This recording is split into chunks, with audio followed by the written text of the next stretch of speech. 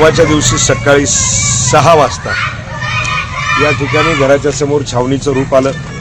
मी घराच्या समोरून खिडकी उघडून बघतोय तर खाली पोलीसवाले।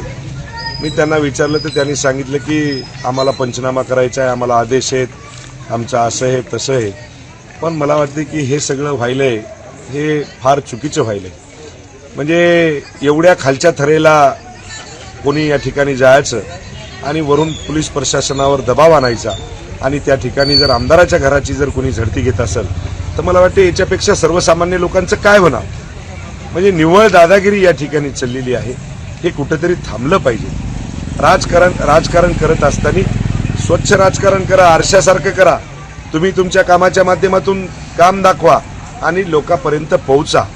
लोकांनी तुम्हाला म्हणजे ज्या पद्धतीनं आज या ठिकाणी या हिंगोली जिल्ह्यातल्या जनतेनं दाखवून दिलंय की आम्ही येणाऱ्या 2 तारखेला शिवसेना धनुष्यबाणावरती आम्ही मतदान करणार आहोत आणि याचीच पावती मला वाटते की या पद्धतीनं घराची चेकिंग करणे, आखाडा तपासणे, गाड्या तपासणे, आमच्या भाच्यावरती आमच्या पुतण्यावरती 110च्या नोटीस पाठवणे, आमच्या सर्व कार्यकर्त्याला नोटीस पाठवणे, म्हणजे भयंकर त्रास देण्याचं काम या ठिकाणी इथलचे स्थानिकचे काही नेते करत आहेत।